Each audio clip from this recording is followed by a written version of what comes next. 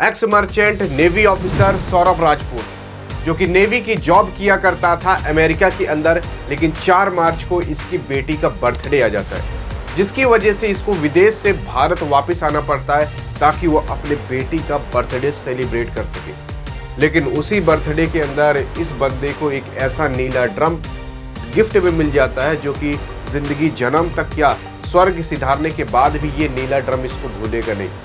और पूरी दुनिया के अंदर कोई भी पति अपनी पत्नी के सामने ये नीला ड्रम देखकर हमेशा लगभग ही खौफ खाता रहेगा। आखिर ये नीले ड्रम की असली सच्चाई है क्या?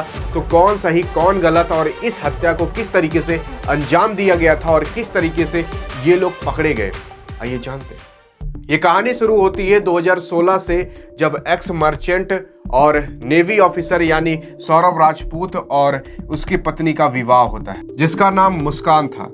ये मुस्कान और सौरभ की दोनों की शादी 2016 में जब होती है तो इन दोनों का परिवार और ये दोनों काफ़ी सुख समृद्धि से अपना जीवन व्यतीत करते हैं और लाइफ काफ़ी अच्छी चलती रहती है।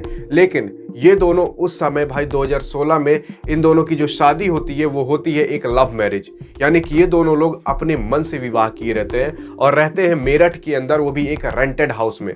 और अभी तक ये लोग रेंटेड हाउस में रहते हुए आ रहे थे, लेकिन 2019 आते आते इनका पहला एक बेटी हो जाती है। और ये जो बेटी रहती है, ये बेटी याद रखे रहना, क्योंकि यही आगे चलकर सारा खुलासा करेगी कि किस तरीके से ये हत्या को अंजाम दिया गया था। ये बेटी अभी ज़्यादा नहीं, ज़्यादा से ज़्यादा 6 या 7 साल की हुई होगी और 6 या 7 साल की बच्ची कहती है कि पापा तो इस ड्रम में है। आखिर कैसे? और जब इस बेटी का 2019 में जन्म होता है तो जन्म होने के कुछ ही दिन बाद ये जो मुस्कान नाम की लड़की है, यानी कि सौरभ की पत्नी, ये किसी दूसरे लड़के से बात करने लगती है। और बात इसकी चालू होती है एक व्हाट्सएप ग्रुप से, और उस व्हाट्सएप ग्रुप में मिल जाता है एक साहिल नाम का आदमी।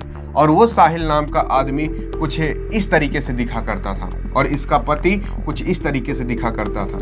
ये साहिल नाम का आदमी अपनी बातों में पलझा लेता है और मुस्कान भी उसकी बातों में पलझ जाती है और इन दोनों की वापस से एक दूसरी लव स्टोरी चालू हो जाती है मुस्कान की। हालांकि अभी मुस्कान का जो पति था वो अमेरिका में जॉब तो किया करता था, वो भी एक्स नेवी मर्चेंट था, यानी कि एक ऑफिसर के तौर पर काम किया करता था। इसकी सैलरी भी काफ़ी अच्छी खासी थी और घर पर भी ये पैसा भेजा करता था। लेकिन इसकी जो पत्नी मुस्कान थी वो घर पर लगभग अकेली रहा करती थी। तो कुछ समय जब इन दोनों की लव स्टोरी चलना चालू हुई, लव और अफेयर इनका आगे चलना चालू हुआ। किसका? इसके पत्नी का, और ये जो दूसरा अपना बॉयफ्रेंड बनाई थी साहिल नाम का, उसका। तो वो जो साहिल नाम का आदमी था वो काफ़ी ज़्यादा नशीला आदमी था, यानी कि नशा कुछ ज़्यादा ही करता था और इस हद तक नशा करता था जिसका कोई जवाब नहीं। यानी कि ऐसा नहीं कि नॉर्मल सिगरेट या फिर गुटखा या फिर ड्रिंक करता हो, इससे भी बड़े बड़े नशे वो करता था। और जब ये नशे करता था तो नशे के ही चक्कर में इसने इस मुस्कान को भी नशा करना सिखा दिया था। तो ये भी ड्रिंक, दारू, ये सब नॉर्मल इसके लिए भी हो गया था। लेकिन वो जो साहिल नाम का आदमी था वो भाई ड्रग्स इंजेक्शन वाला भी लिया करता था, जिसकी वजह से जब पुलिस ने इसको पकड़ा तो भाई जब इन लोग को पकड़ा गया था तो आप ये इमेज जरूर देखे होंगे। ये इमेज इन दोनों की अगर आप चेहरे पर देखोगे तो कोई भी गिल्ट या फिर कोई भी शर्मिंदगी नहीं है कि हमने क्या कर दिया, क्योंकि ये लोग इतना नशा करने लगे थे कि इनको होश ही नहीं रहता था कि हमारे साथ हो क्या रहा है।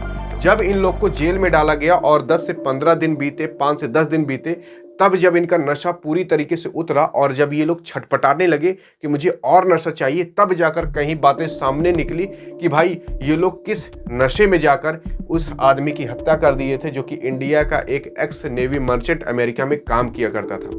लेकिन आपको मैं बता दूं, ये दोनों इतना ज्यादा नशा करते थे, खास करके ये भाई अपने रूम के अंदर ऐसी ऐसी तस्वीर बना रखा था कि आदमी जाकर डर जाए। क्योंकि जब आप कुछ ज्यादा ही नशा कर लेते हो तो आपके माइंड के अंदर काफी अजीब अजीब चित्र और अजीब अजीब जैसे भूत प्रेत की चीजें बनने लगती हैं। और उन्हीं सब का डिजाइन ये अपने रूम के अंदर बनाया था और कहता था कि मैं काला जादू करता हूं। और काफी पुलिस वाले और काफी मीडिया वाले भी ये रिपोर्ट सामने निकाल रहे हैं कि ये काला जादू करता था। और काला जादू इस हद तक करता था कि किसी को भी अपने अंदर कंट्रोल में कर ले जाए। लेकिन मैं आपको बता दूं, ये नशे में जब रहता था, तो जब आप नशे में रहते हो तो ऐसा लगता है कि भाई भूत प्रेत ही आपकी सब कुछ है। तो उन्हीं सब की तस्वीर ये अपने घर के जो वॉल यानी कि दीवार रहती थी उस पर डिजाइन बनाकर रखता था। लेकिन अब इसके बाद आता है समय 24 फरवरी 2025।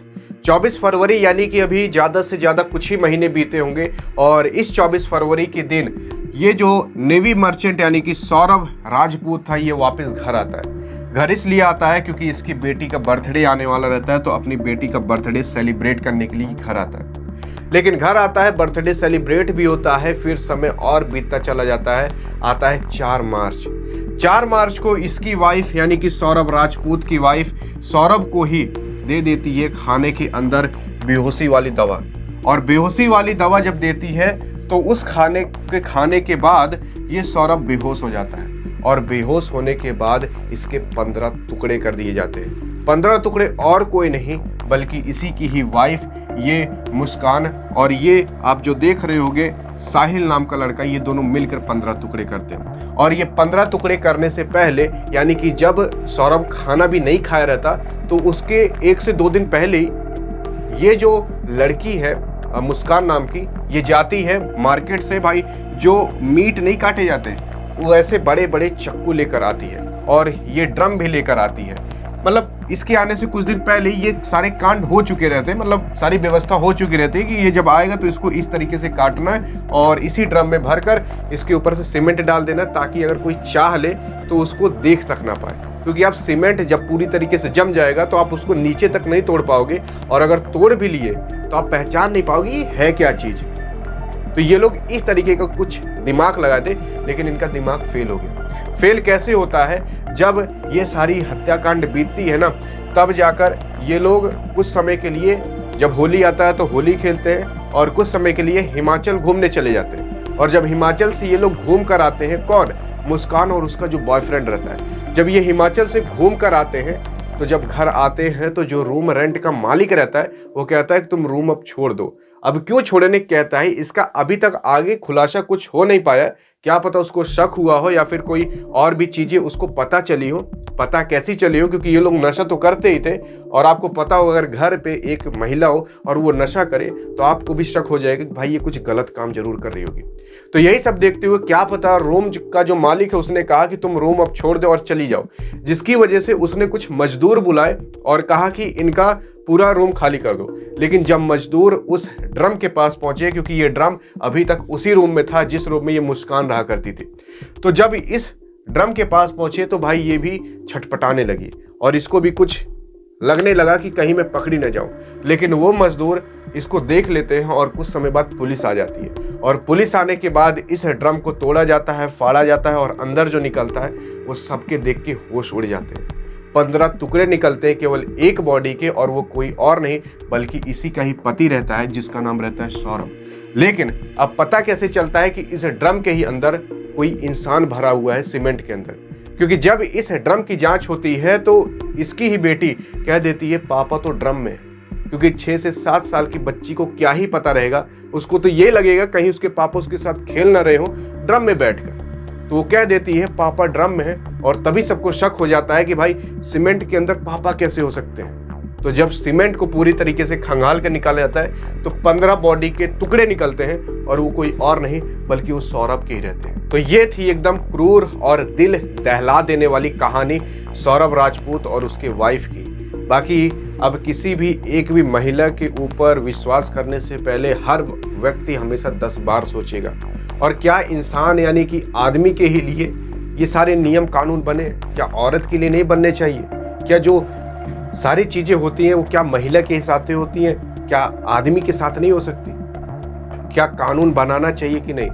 अगर आप इस बात से सहमत हो तो कमेंट में बताना जरूर। बाकी मिलेंगे इस वीडियो में, तब तक के लिए जय हिंद और जय भारत।